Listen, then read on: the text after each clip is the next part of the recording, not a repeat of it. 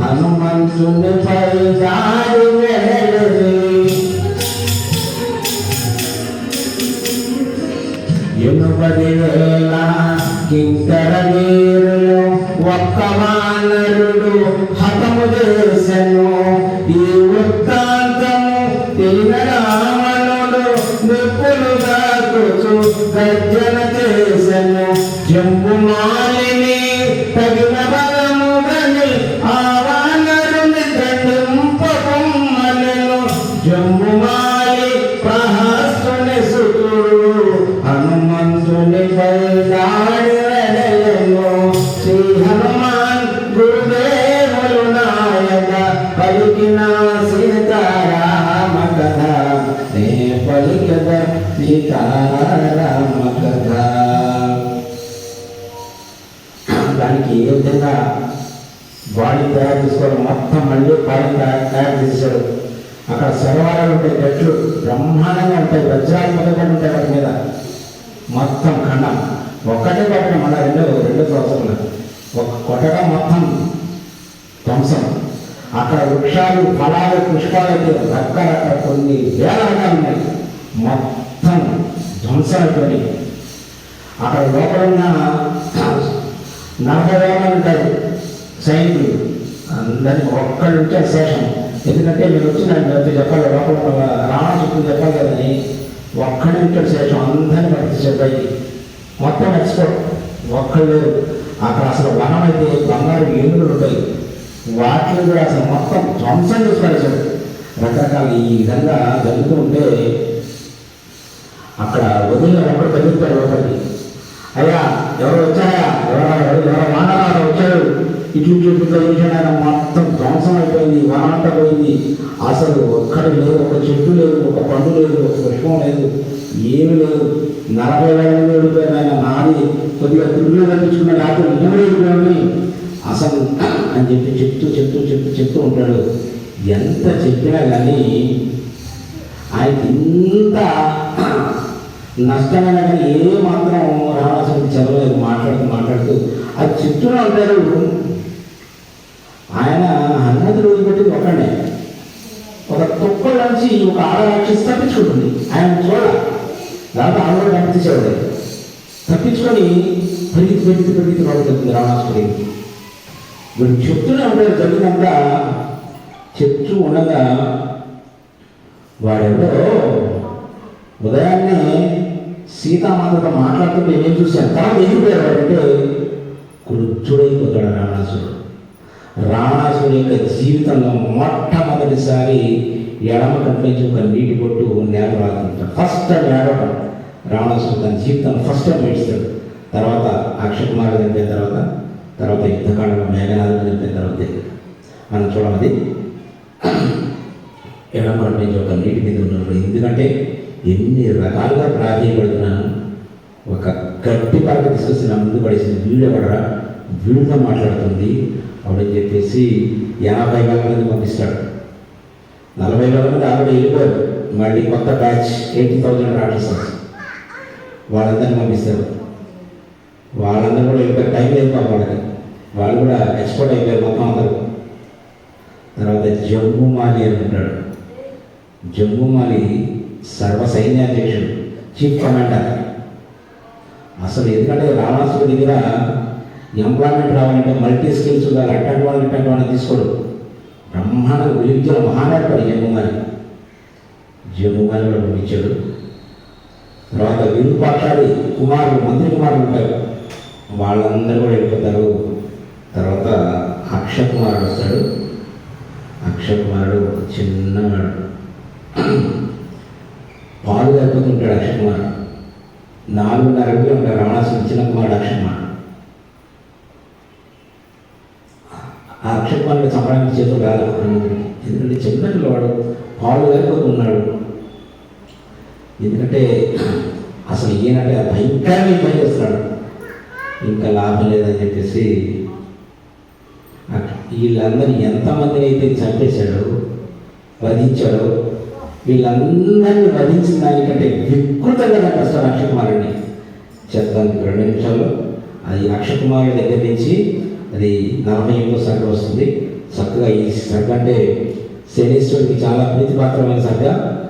చాలా చక్కగా విని ఆయనకి అక్షంతలు సమర్పిస్తే శని మన దగ్గర నుంచి పక్కకి వెళ్ళిపోతాడు. చాలా మంచి సర్గ, అది విన్నాం.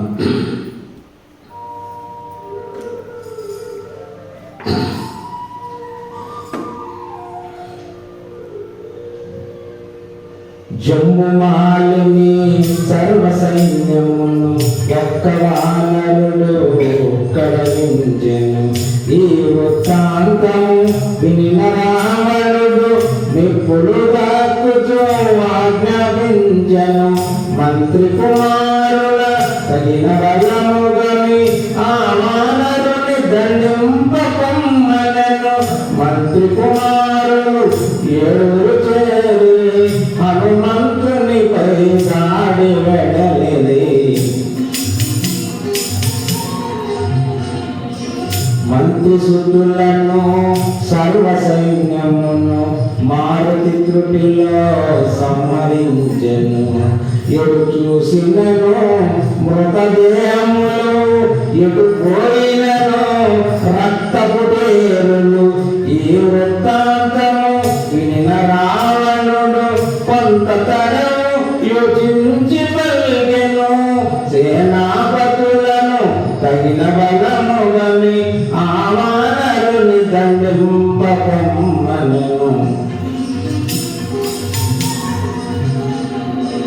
సేనాపతులను సర్వ సైన్యమును పవన కుమారుడు నిర్మూలించెను.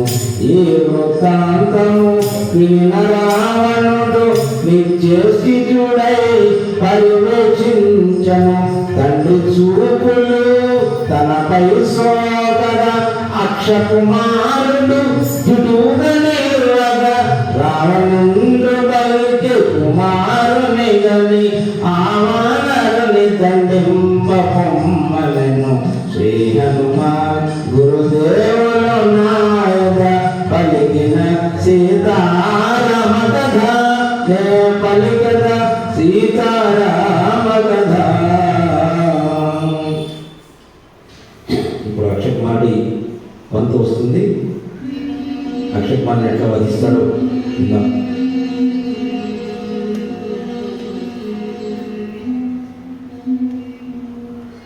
అక్షకుమారుడు నవయౌవనుడు వేదవంతుడు తేజోవంతుడు దివ్యాశ్రములను పొందినవాడు మణిమయ సన్నకి వేట శోభితుడు కాలాగ్నివోలే ప్రజ్వరిల్లెడు రణధీరుడు మహావీరుడు.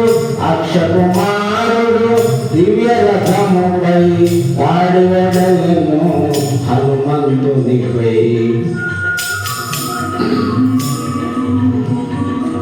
3 శరములతో మారుతి శిరమును, 10 శరములతో మారుతి ఉరమును. అక్షకుమారుడు బలముగా నాటను, రక్తము చిన్నగా గాయపరచను. ఉదయ భాస్కర సమాన తేజమున మారుతి ఎగసే గగన మార్గమున. ఇరువురి నడుమ భీకరమైన పోరు చెలరేగే ఆకాశమున.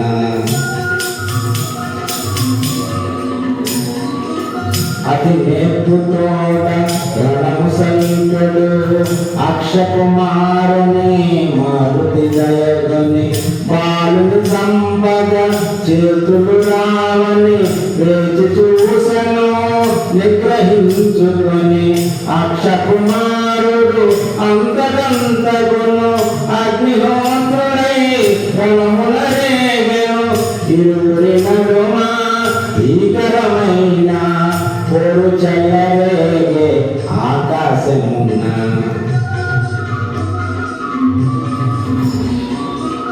అగ్ని కణమని జాలి కూడదని రఘులమునుపే ఆపుట మేలని. సింహనాదమును మారుతి చేసను అరచేత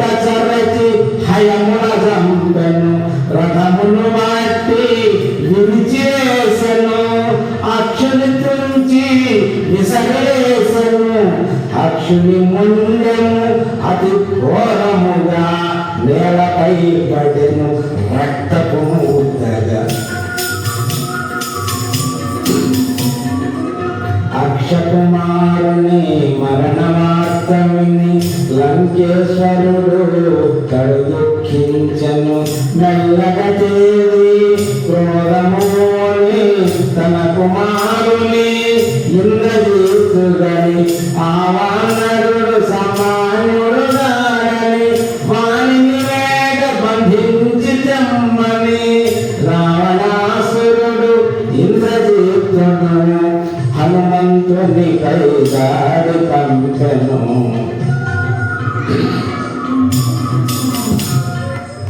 కవి కుంజరుడు భయంకరముగా కాయము పంచి సమరము చేయగా ఈ వానరుడు సమానుడు ఆడని మహిమోపేతుడు కామరూపుడని ఇంద్రజిత్తు భయోజన చేసి బ్రహ్మాస్త్రమును ప్రయోగము చేసి దేవగణములు సంగ్రామముగని తహతహలాడిరి ఏమగునో.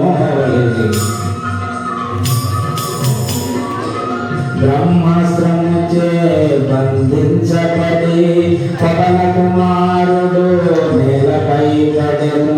వనజభవుడు తనకు వసగిన వరము స్మరించుకొని ప్రార్థన చేసి వాయు బ్రహ్మ ఇంద్రాది దేవతల కాపాడుమని ధ్యానము చేసి దేవగణములు సంగ్రామముగని తహతహలాడిరి ఏమగునో.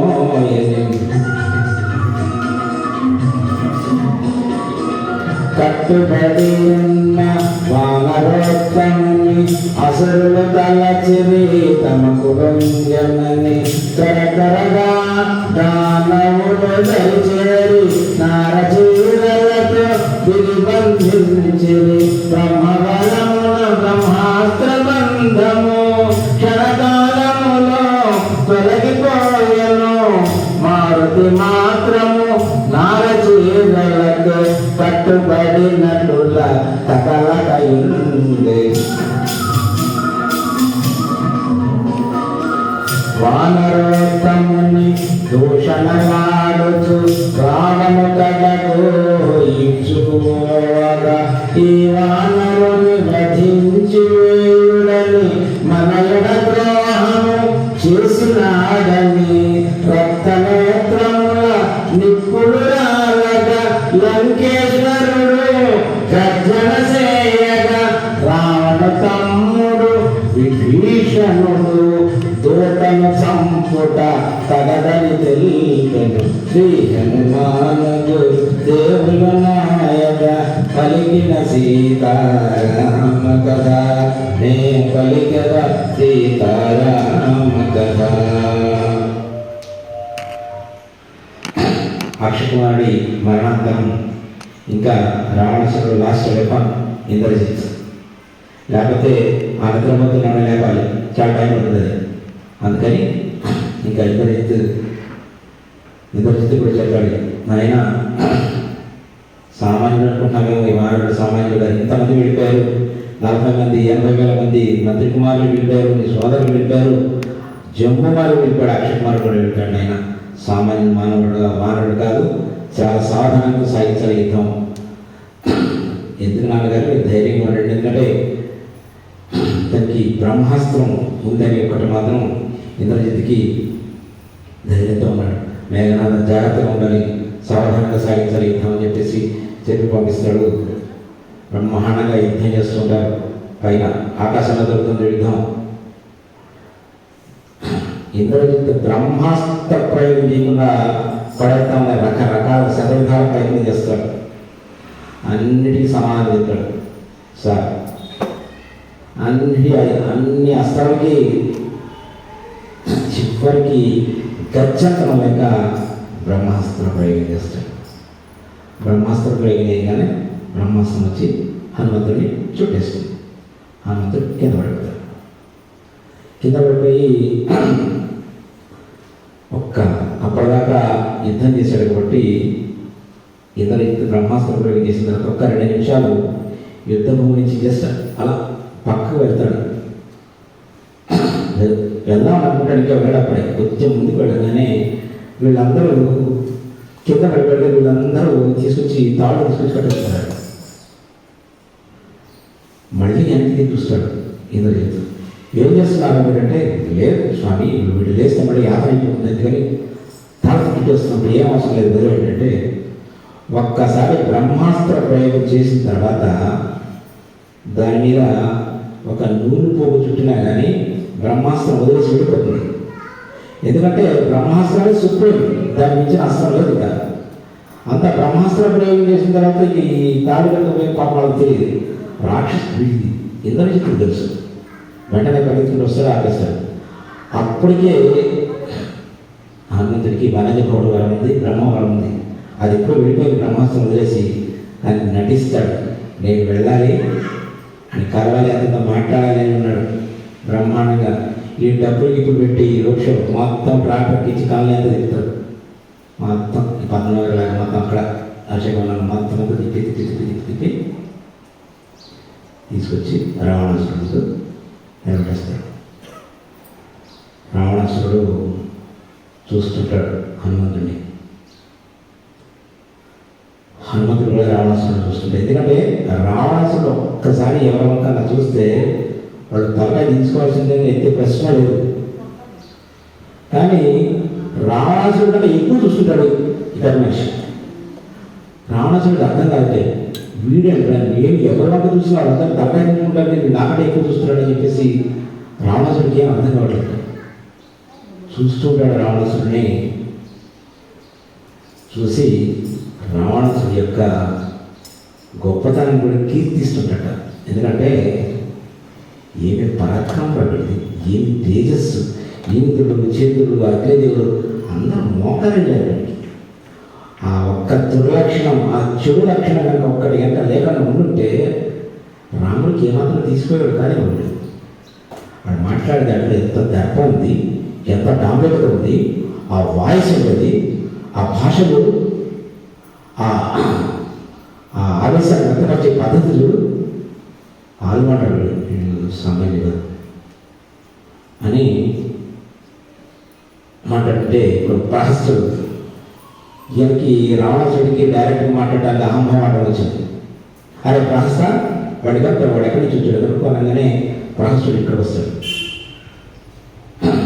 అంతే ప్రహస్తుడు వచ్చి అడుగుతుంటాడు, ఎవరు పంపించాడు, నిధులు పంపించడానికి ఇట్లా పోతుంటాడు. కానీ రావణ, ఎందుకంటే రావణాసుడికి బ్రహ్మవరాలు ఉన్నాయి.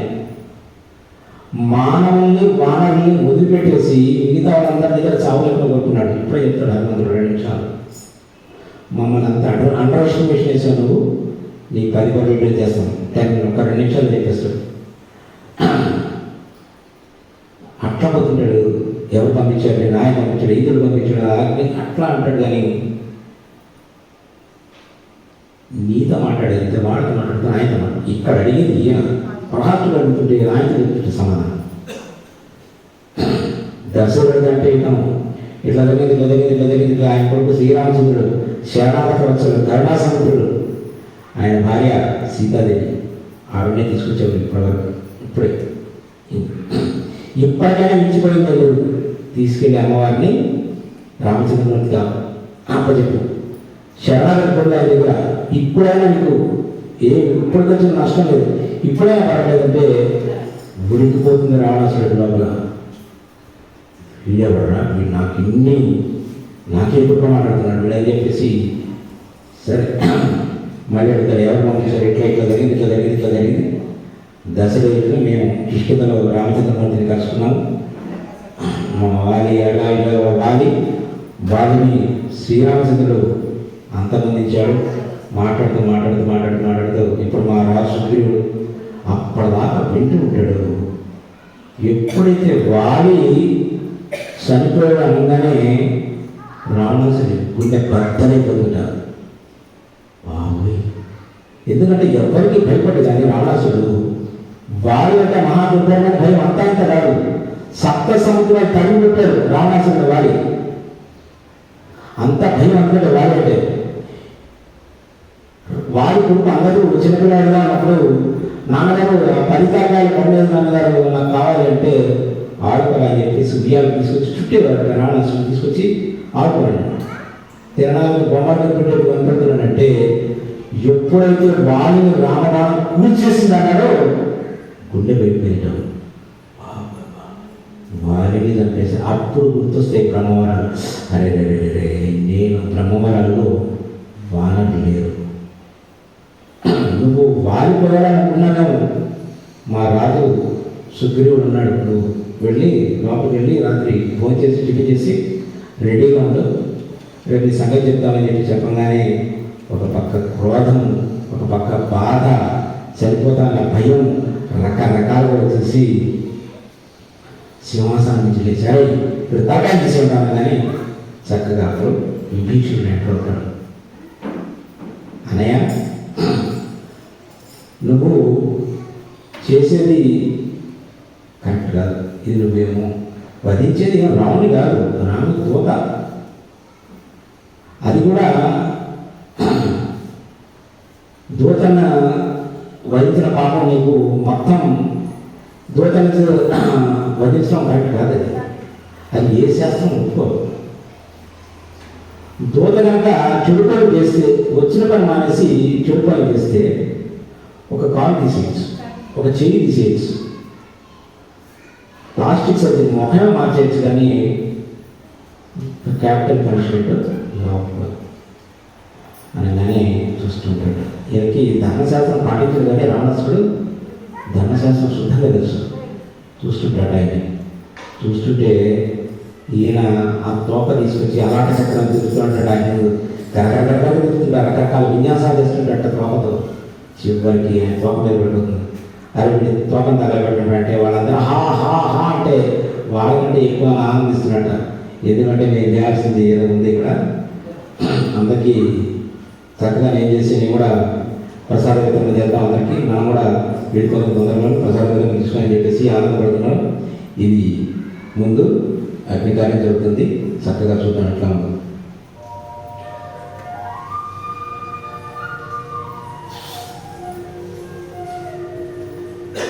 అన్నా రావణ తెలిసిన వాడవు శాంతముగా మన వినుమా, దూతము సంపుట ధర్మముగానిది లోకము చే గ్రహించవలనని, సూర్యుడైనా నీకు తగనిది రాజధర్మ గురుధమైనది అని విభీషణుడు లంకేశునితో దూతను సంపుట తగదని తెలిసెను.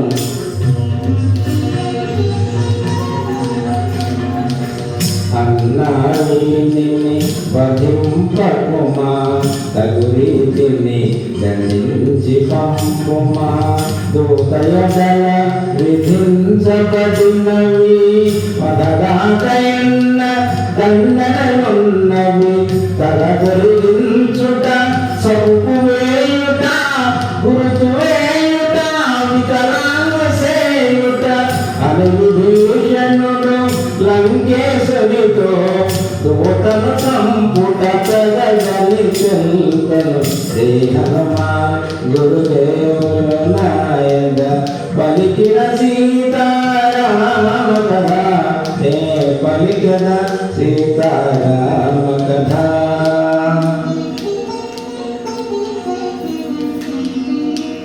కపులకు వాయము ప్రియభూషణము కావున కాల్చుడు వినివాలము, పాడవాడగా ఊరేగించుడు పరాభవించి పొదలువేయుడు, కాలిన తోకడు పేరేడుగాక అంపిన వారికి తలవంపుగాక అని రావణుడు విభీషణునిదని ఆజ్ఞాపించను కోపమనచుకొని.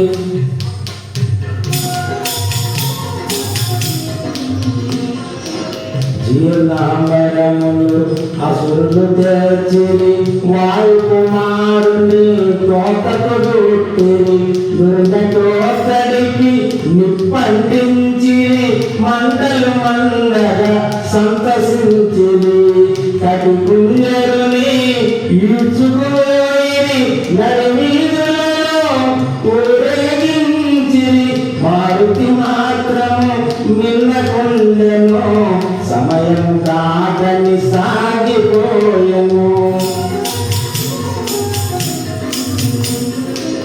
కవిని బంధించి తోటరాజిరని నడి వీధులలో తిప్పుచుందురని రాక్షసవనితను వేడుక మీరగా పరుగున పోయి సీతకు తెల్పగా అంతటా తన మూలముగా వాయుసుతునకు వాటిల్లేనని సీతామాత కరుచింతించెను అగ్నిదేవుని ప్రార్థన చేసెను ఓర్వరానివై మండిన మంటలు ఒక్కసారిగా చల్లదోచను అగ్నిదేవునకు నా జనకులకు అన్యోన్యమైన మైత్రి చేతను రామదూతనై వచ్చుట చేతను సీతామాత మహిమ చేతను మండే కాలలో పిల్లగానులై సాగనని మారుతి పొంగెను ఆనందముతో కాయము వెంచెను బంధములన్నీ తెగిపడిపోయెను అడ్డగించిన అసురులందరినీ అరచేత చెరచి అట్టుడగించెను శిఖరము వలె ఎత్తుగనున్న నగర గోపురమందున స్తంభముపైకి మారుతి ఎగసెను లంకాపురమును పర్యవేక్షించెను శ్రీ హనుమాన్ గురుదేవులు నాయక పలికిన సీతారామ కథ ఏ పలికిన సీతారామ కథ. స్వామికి ఒక పండించేశారు. నిప్పండించగా బ్రహ్మాండంగా ఆయన మండిపోతున్న తోక ఈ విషయం ఆ రాక్షసంతుగా అమ్మవారికి తెలిసింది. ఆవిడ అగ్నిదేవుని ప్రార్థించగానే మండుతున్న తోక కూడా చల్లగా అయిపోయినారు. ఎవరైనా ఫ్రిడ్జ్ నుంచి తీసుకొచ్చిన వెనపస రాస్తే ఎట్లా ఉంది అట్లా ఉంటారు. ఏంటి ఇప్పటిదాకా మండుతుంది కదా తోక, ఎందుకు చల్లగా అయిపోయింది? తల్లి ఎక్కడ నా గురించి ప్రార్థించుంటుంది, అందుకనే నాకు చల్లగా అయిపోయింది అని చెప్పేసి స్వామి నిశ్చయించుకొని ఇప్పుడు ప్రసాద విధానం. ఇప్పుడు మనకు ఒక కరెక్ట్గా 20-25 నిమిషాల్లో మనకు అందరికీ ప్రసాదం ఇస్తారు. ఎవరికంటే ప్రసాదం ఇస్తారు? ఎవరైతే సుందరకాండ మహాయజ్ఞంలో పాల్గొన్నారో వాళ్ళకి ప్రసాదం. ఎవరైతే పాల్గొన్నారో వాళ్ళకి ప్రసాదం లేదు, ఎందుకంటే వాళ్ళ ప్రకారం మాట్లాడుకోము. హనుమంతుడు కూడా నిశ్చయించుకుంటాడు, యజ్ఞ ప్రసాద సమయే ప్రసాద వితరణ జరగాలి కనుక నేను అందరినీ లెక్కేసుకున్నాను. యజ్ఞంలో పాల్గొన్నదెవరో, ఈ యజ్ఞంలో నాకు ఒకటి గుడ్డలు కట్టిందెవరో, నూనె పోసిందెవరో, నిప్పట్టిందెవరో, ముందు ఎగిరిందెవరో, ఏక ఎగిరిందెవరో, ఊడిందెవరో, డబ్బు కొట్టి అందరినీ లెక్కేసుకున్నాను. అందరికి ప్రసాదం ఇవ్వాలి, ఎందుకంటే అది తప్పదు. ఎందుకంటే కంపల్సరీగా పాల్గొన్న వాళ్ళందరికీ ప్రసాదం ఇవ్వాలి. అగ్నికార్యంలో అగ్నే ప్రసాదం, వేరే ప్రసాదం అడ్డుపడి మాట్లాడి లేవు. అగ్నికార్యంలో అగ్నే ప్రసాదం, ప్రసాదం లేదు. ఒక్కసారి బయటికి వెళ్తాడు, వాలింటి మీదకి వెళ్తాడు, వాలింటి మీద ప్రసాదం మండుతోంది తోట, అదే ప్రసాదం. ఇంకా వీడింటి మీదకి వెళ్తాడు, వీడింటి మీద ప్రసాదం, వీడి మీద కచ్చ అందరి చక్కగా అందరి ప్రసాదం ఇస్తాడు. మన మీద అంత ఫాస్ట్గా చేయగలమా? హనుమంతుడు కాబట్టి చక్కగా ప్రసాదం ఇస్తాడు చేసేసి ఒక్క బిల్లు ఇతను యజ్ఞంలో పాల్గొనలేదు, ఇతనికి ప్రసాదం లేదు. ఎవరు? విభీషణుడు ఇల్లు ఒక్కటి వదిలిపెట్టేసి మొత్తం అంటించబడక మొత్తం ఆ క్షణంలో గుర్తొస్తుంది సీతామాత. అరే ఆవేశంలో మొత్తం అంతా అంటించి పెట్టాను, ఇక్కడే కదా ఉండేది, ఏ పనులు అగ్ని కూడా పవిత్రత చేయగలదు కాబట్టి నా విషయంలో అగ్నిదేవుడు ప్రార్థించింది కాబట్టి అమ్మకి ఏం కాదు, మళ్ళీ నేను ఒకసారి వెళ్ళి అమ్మ నేను చూస్తానని చెప్పేసి ప్రసాద వితరణ అందరికి చేసిన తర్వాత మనం కూడా మంగళహారంతో మనం కూడా బయలుదేరుతాం. ఒక 20 నిమిషాల్లో మనం దేదీపమైన మంగళహారతి ఇచ్చేద్దాం స్వామి.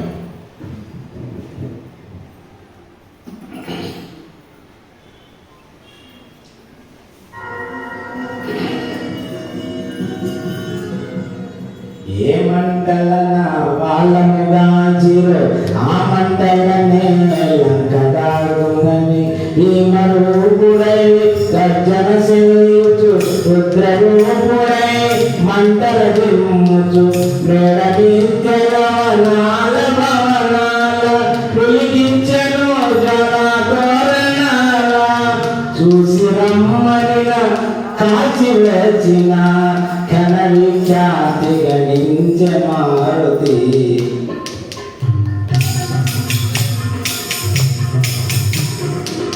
ఒక కుంకుమ కుసుమకాంతుల, ఒక ఎడమూనగు పుష్పఛాయల, ఒక దోమాలుగు దిల్ల తేజముల, ఒక ఎడగలిగిన లోహపు వెలుగుల, కోటి సూర్య సమానత లంకాపురము రైలను మంటల చూసి రమ్మనిన కాచి వచ్చిన ఘనవిఖ్యాతి గణించ మారుతి.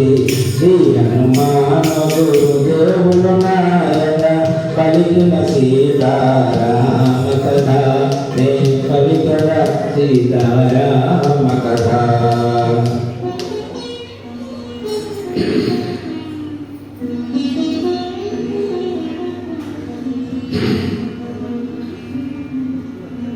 హనుమంతుడు సముద్ర జలాల చల్లాచుకునే లాంగుల జ్వాల, తలచిన కార్యము నెరవేర్చి తినని తెరిపార చూసి వెనుకకు తిరిగి కనిపించెను ఘోరాతి ఘోరము జ్వాలావేయము లంకాపురము.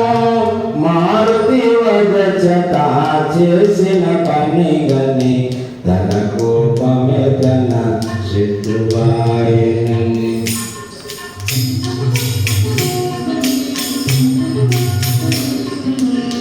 సీతామాత క్షేమము మరచితి కోపతాపమున లంక దహించితి. లంకాపురము సర్వము పోగా ఇంకా జానకి మిగిలి వింటున్నా. సిగ్గుమాలిన స్వామి ద్రోహిణి సీతను చంపిన మహాపాపినని మారుతి వదచట చేసిన పని గని తన కోపమే తన శత్రువాయనని.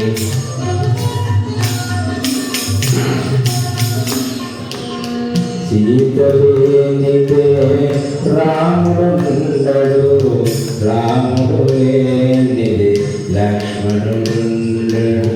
భరత శత్రుఘ్న సుగ్రీవాదులు ఈ దుర్వాక్యమిని బ్రతుకదాయలు. ఈ ఘోరమునకు కారణమైతిని నాకు మరణమే శరణ్యమని. మారుతి వదచట చేసిన పని గని తన కోపమే తన శత్రువాయనని.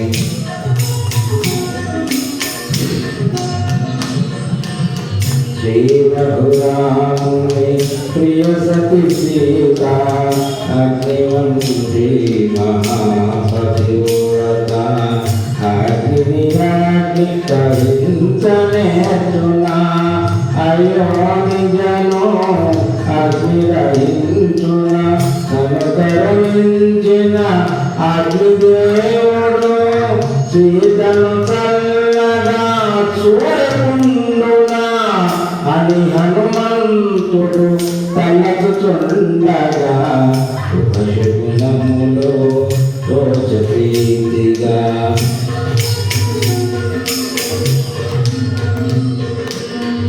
ఎల్ల రాక్షసుల సిరి సంపదలు మంటల పాలై దహనమాయనని అశోకవనము ధ్వంసమైనను జానకి మాత్రము క్షేమమేనని లంకాపురము రూపుమాసినను విభీషణి గృహము నిలచియుండునని అంబరవీధిని సిద్ధచారణలు పలుకగావిని మారుతి పొంగెను శ్రీ హనుమాన్ గురుదేవుల నాయక పలికిన సీతారామ కథ నే పలికిన సీతారామ కథ.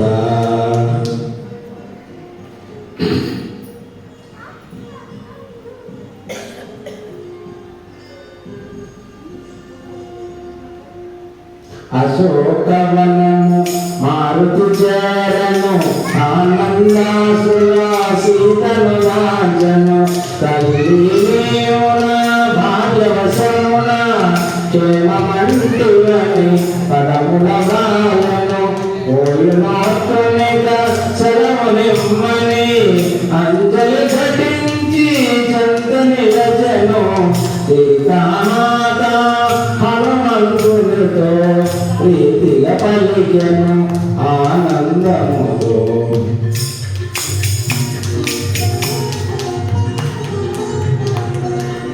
హనుమ అతులిత బలధామ చతుర్దర్శన శాంతి విధాన ఇంద్రుండి నన్ను ఈక్షణమందే కొనిపోగల సమాధుడని రాముని వేదమే తోడ్కొని రమ్ము రాక్షస చరణ తొలగింపుము అని పలికి సీత హనుమంతుడితో సంపూర్ణమైన విశ్వాసముతో.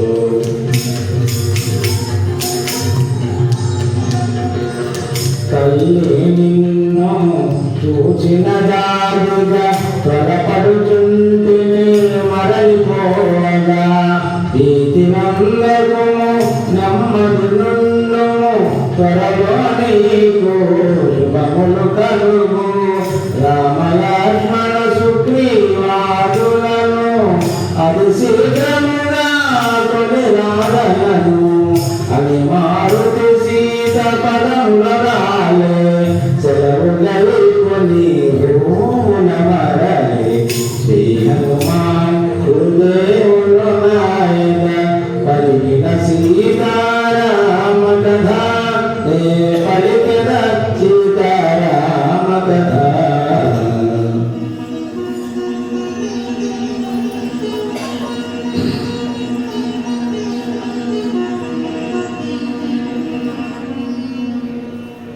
హరిష్టమను గిరిపై నిలిచి మారుతి ఎగసెను కాయము పెంచి పవన కుమారుణ్ణి పదఘట్టనకే పర్వతమంతయు పురమును పొంగే సీతను రాంచిన శుభవార్తవేగ శ్రీరామునకు తెలియజేయగా మారుతి మరలను అతి వేగముగా ఉత్తర దిశగా వారధి దాటగా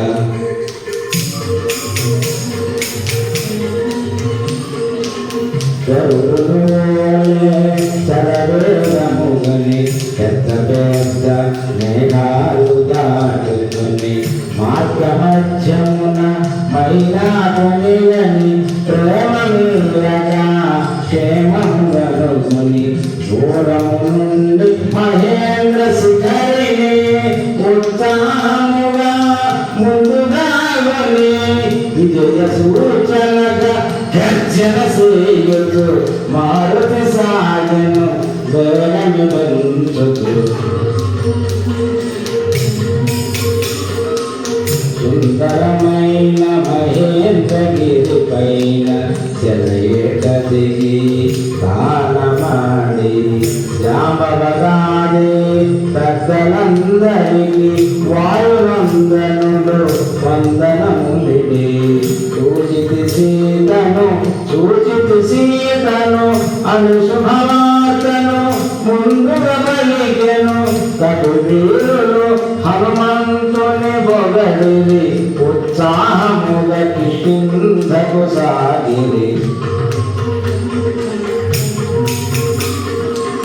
జాంబవదంగట హనుమరాజులు వస్త్రవణగిరి చేరుకొనినారు రామలక్ష్మణ సుగ్రీవాదులకు వినయముతో వందని విడినారు ఆంజనేయుడు శ్రీరామునితో పూజితి సీతనని శుభవార్త తెలిపే చూడామని శ్రీరామునకిడి అంజలి ఘటించి చందనని వచ్చే శ్రీ హనుమాన్ గురుదేవులు నాయక పలికిన సీతారామ కథ పలికద సీతారామ కథ.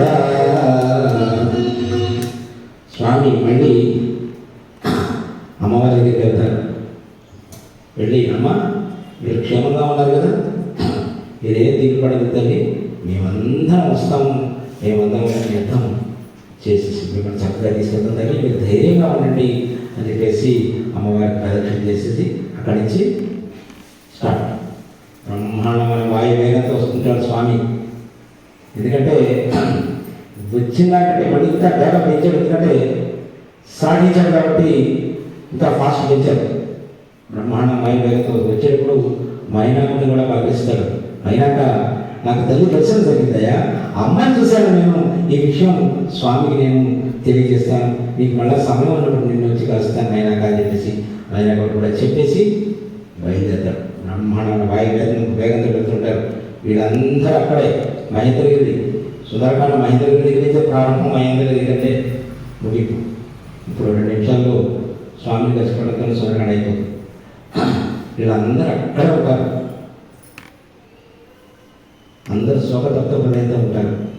ఎందుకంటే హనుమంతుడు మళ్ళీ నేను తిరిగి వస్తాను సమయం దగ్గర పడిపోతుంది, కేవలం కొన్ని గంటలు మాత్రమే ఉన్నాయి.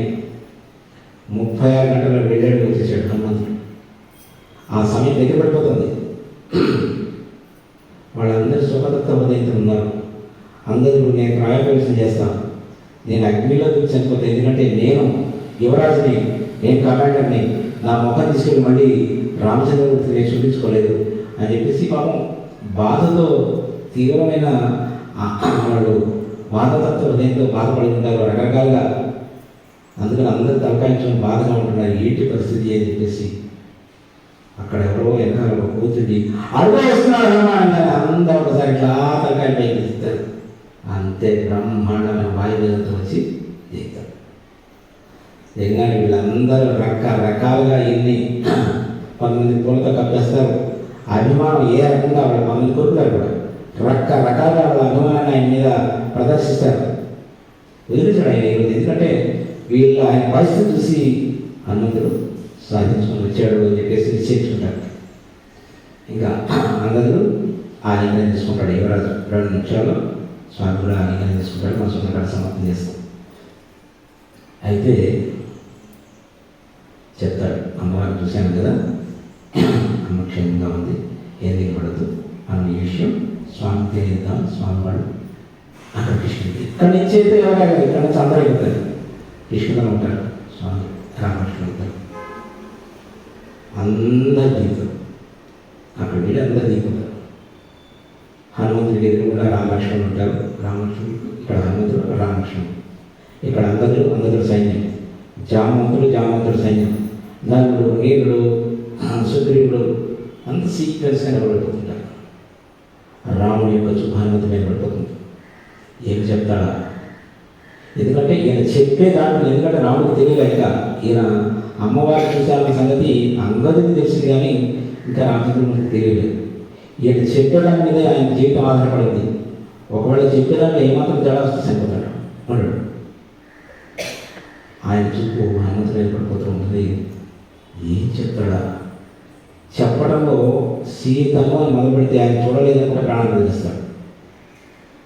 ఎందుకంటే నవకాండ సార్ ఈ సామాన్యుడు కాదు హనుమంతుడు. కానీ ఇంకా నేను నా వల్ల కాదు స్వామి, మీరు ఇన్ని కార్యాలు కూడా మీరే చేయించారు నా చేత, నేను చేయాలి. ఇదంతా సముద్రాన్ని దాటించింది మీరే దాటించారు, లంకలో వాళ్ళందరి యుద్ధం మీ యొక్క ఆశీర్వచనంతోనే అర్థం చేసేటట్టే నా గొప్పతనం కాదు. ఏదైతే ఇదన్నీ చేయించారో చెప్పేది కూడా మీరే చెప్పించండి, నా వల్ల కావట్లేదు. ఎందుకంటే నేను ఈ ఉన్న పరిస్థితులు ఏమాత్రం తప్పుగా చెప్పానంటే ఘోరం జరిగిపోతుంది. అందుకని మీరే నా చేత చెప్పించడానగానే సుందరకాండ తతహ అనే శ్లోకంతో ప్రారంభమవుతుంది. చివరి సుందరకాండ కూడా తతహ అనే శ్లోకంతోనే ముగించబడుతుంది. ఈ మంగళాచరణం కళ్ళు మూసుకుంటాడు స్వామి. కళ్ళు మూసుకొని తత్ర అంటారు. తత్ర సీత 3:4 తత్ర అంటే అక్కడ, ద్రష్ట అంటే చూశాను, మయ అంటే నేను, సీత అంటే సీత. తత్ర ద్రష్ట మయా సీత 4 ముక్కలు చెప్పేశాడు హనుమంతుడు. స్వామి యొక్క కళ్ళ నుంచి నీళ్ళు జారబడుతుంటాయి. ఇంకా ఆయనకి 50% సంశయం ఉంది. ఎందుకంటే రావణాసురుడు కామవాచ్య మీద తీసుకెళ్ళాడు కాబట్టి ఆ పరిస్థితి ఎట్లా ఉంది అది కూడా చెప్పాలి. అది కూడా చెప్తాడు హనుమంతుడు. తత్ర దృష్టమయా సీతా, ఎక్కడ? రావణాంతఃపురే సతీ. సతీ అనేది పాతివత్య శబ్దం. సతీ అనేది పాతివత్య శబ్దం.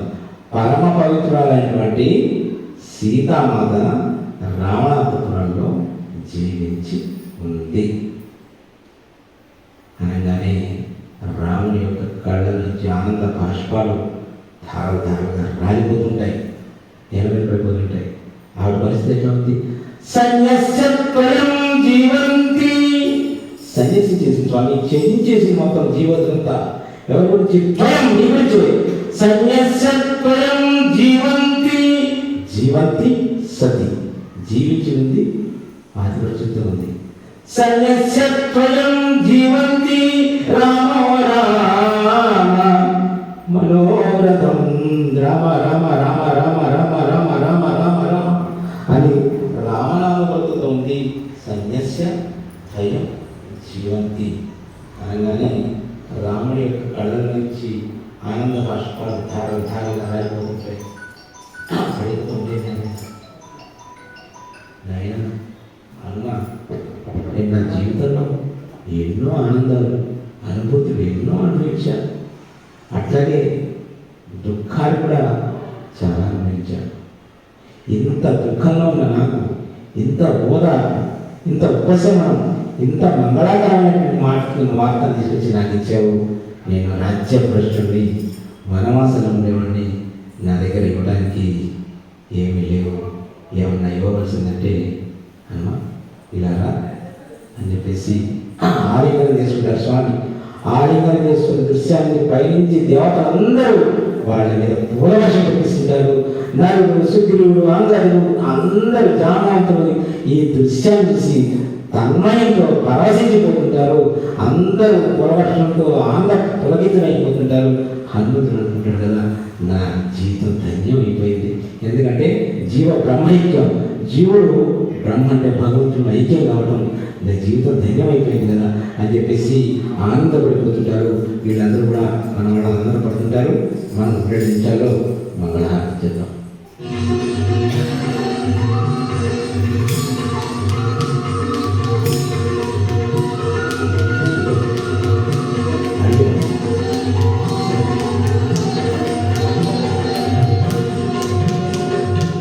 చూడమని రాముడు దైవని తన హృదయానికి చేతి హత్తుకొని మాటలు రాని ఆనందముతో అశ్రులు వెండిన నయనాలతో హనుమా సీతను ఎట్లుగాంచితి, ఎట్లున్నది సీత ఏమి తెలిపినది అని తెలిపిన శ్రీ రామచంద్రులకు మారుతి తెలిపే తన లంకాయానం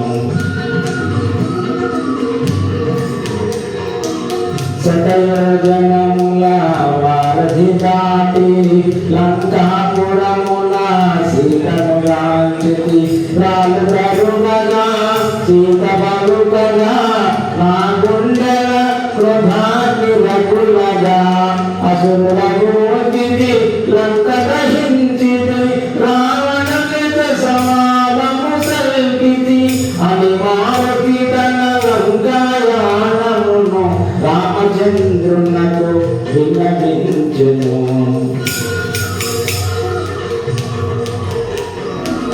నిరతము నిన్నే తలచుచున్నది క్షణముక యుగముగా గడుపుచున్నది 2 నెలల గడువు తీరకమునుపే వేగమే వచ్చి కపాడమన్నది రామలక్ష్మణ సుగ్రీవాదులకు సీతక్షేమమని తెలుపమన్నది అని మారుతి తన లంకాయానమును రామచంద్రునకు విన్నవించెను.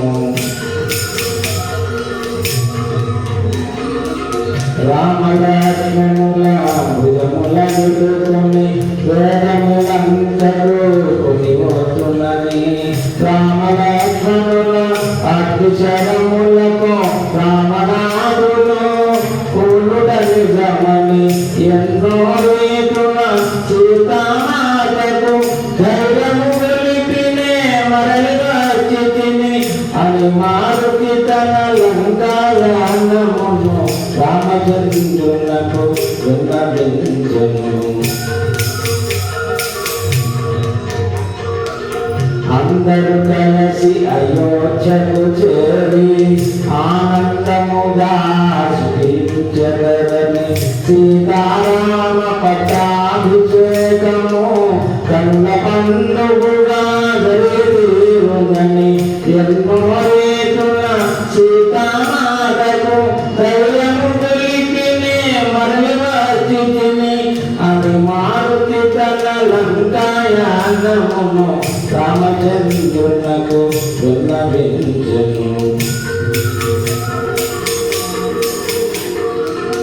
ఆనందముతో అశ్రులు దారక సీతామాత నన్ను దీవించగా పదముల రాయినే పయనమైతిని పదముల రాకనే మనలి వచ్చితిని ఒప్పలేదు కాని ఎప్పుడో తల్లిని భుజముల నిడుకొని కొడురాగుండుగా అని మారుతి తన లంకాయానమును రామచంద్రునకు విన్నవించెను. శ్రీ హనుమాన గురుదేవులు నాయన పలికిన సీతారామ కథ పలికిన సీతారామ కథ.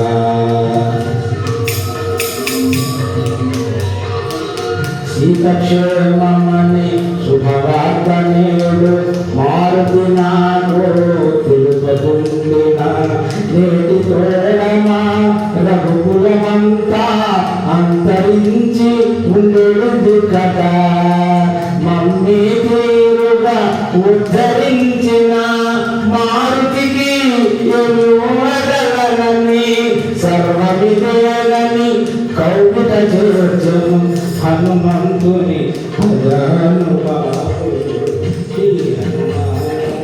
దేవుడు నాయద పలికిన సీతారామ కథ నీ పలికిన సీతారామ కథ.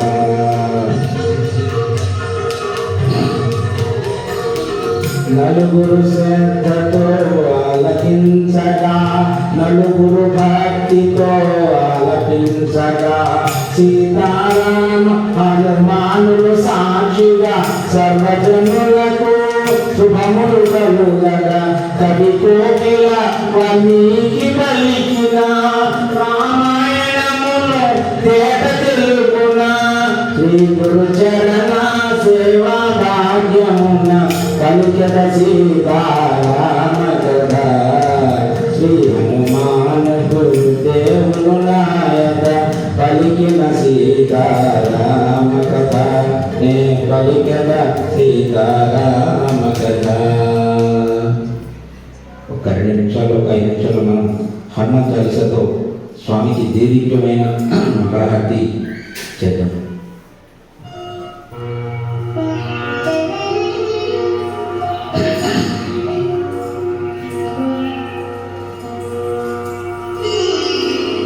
శ్రీ హనుమాన్ గురుదేవ చరణములు ఇలపడ సాధక చరణములు బుద్ధిహీనతను కలిగిన కనులు బుద్ధుడములని తెలుగు సత్యములు.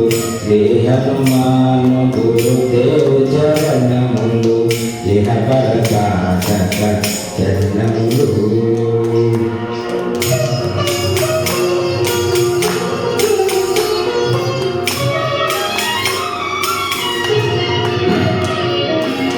జయ హనుమంత జ్ఞాన గుణ వందిత జయ పండిత త్రిలోక పూజిత రామదూత అతులిత బలధామ అంజనీ పుత్ర పవన సుత నామ ఉదయ భానుని మధుర పరమణి భావనలీన అమృతమును గోలిన కాంచన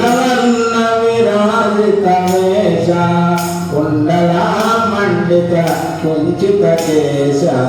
శ్రీ హనుమాన్ గురుదేవ చరణములు ఇహపర సాధక చరణములు.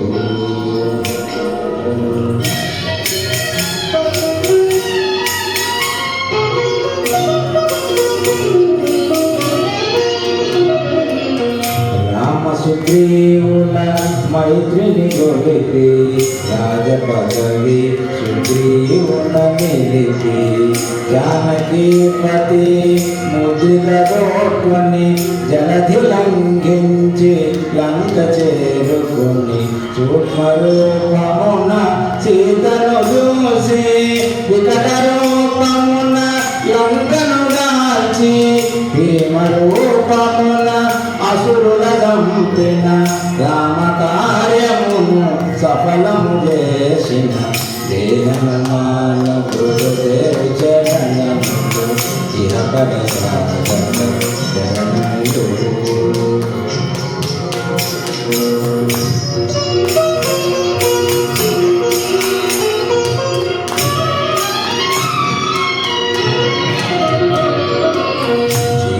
జాడగని వచ్చిన నిలుగని వీరుడు కౌగుట నిలుకొని సహస్రరీతులా నిలుగొని ఆడగా కాగల కార్యము నీపై నిడగ వానర సేనతో పారిధి దాటి లంకేశునితో కలపడి కోరి పోరు సాగిన అసుర సేనల వరుసల కూర్చిన. శ్రీ హనుమాన్ గురుదేవ చరణములు ఇహపర సాధక చరణములు.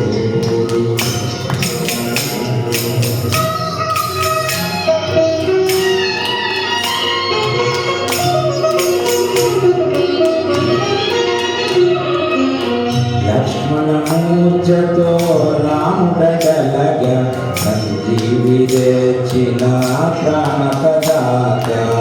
రామలక్ష్మణుల అస్త్రధాటికి అసుర వీరులు అస్తమించిది. తిరుగులేని శ్రీ రామబాణము జరిపించెను రావణ సంహారము. ఎదురులేని లంకాపురమున ఏలికగా విభీషణు చేసిన. శ్రీ హనుమాన్ గురుదేవ చరణములు.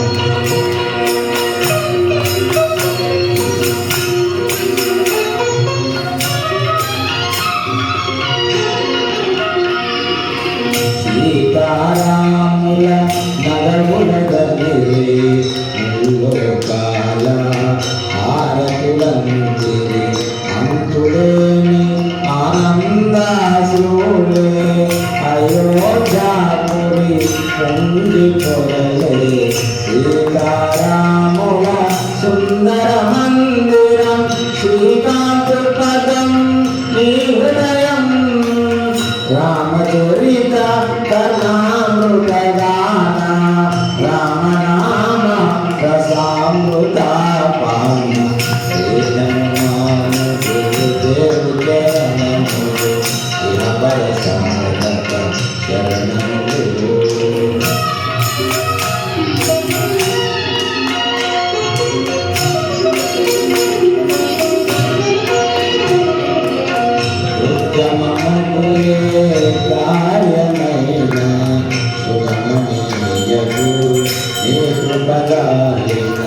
కలుగు సుఖములు నిను శరణన్న కలుగు భయములు నీ రక్షణయున్న రామద్వారపు కాపరివైనని కట్టడి వీర ప్రమాదుల తరమా పూతటి శాస శాంతిని ఢాకిని భయపరిపారుని రామ జపమోది హనుమాన్ గురుదేవ చరణం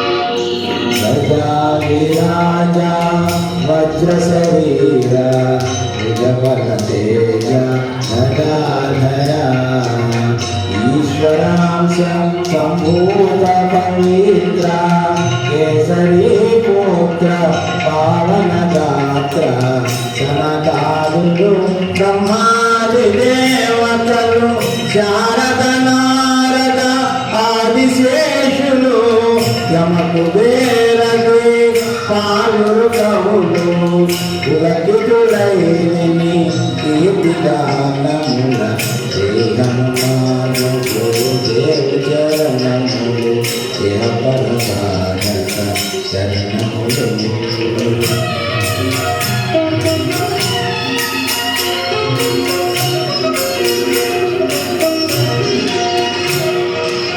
సోదర భరత సమానాయని శ్రీరాముడు ఎన్నిక కొన్న హనుమ సాధుల పాలిట ఇంద్రుడవన్న అసురుల పాలిట కాలుడవన్న అష్టసిద్ధినవ నిధులకు నాకగా జానకీ మాత దీవించనుగా రామరసామృత పానము చేసిన మృత్యుంజుడమై వెలసిన హనుమాను గురుదేవ చరణములు ఇహ పరసాధక చరణములు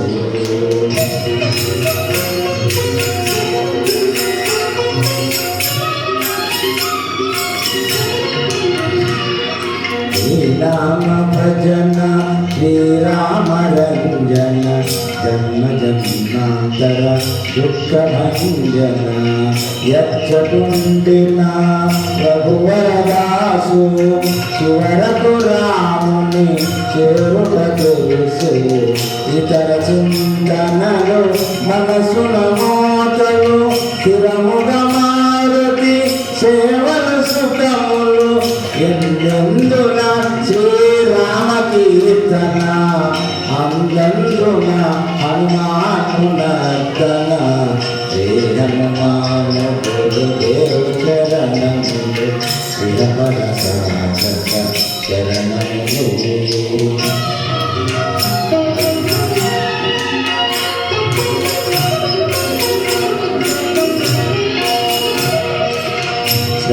శ్రద్ధలదేమిని ఆలకింపుమా శుభమంగళములు కలుగు సుమా భక్తి మీరగా గానము చేయగా ముక్తి గలుగు గౌరీసుర సాక్షిగా తులసిదాస హనుమాను చాలీసా తెలుగున సులువుగా నలుగురు పాడగా పలికిన సీతారాముని పలుకున కోశములున్న అందించు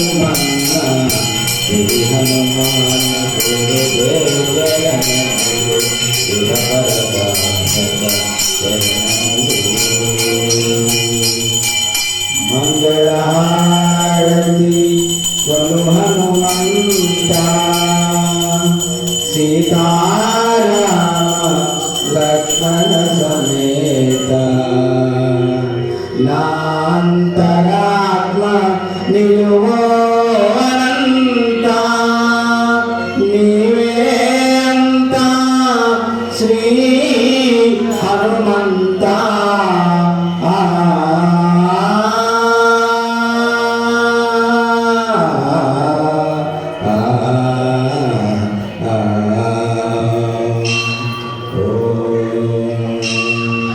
శాంతి శాంతి శాంతి.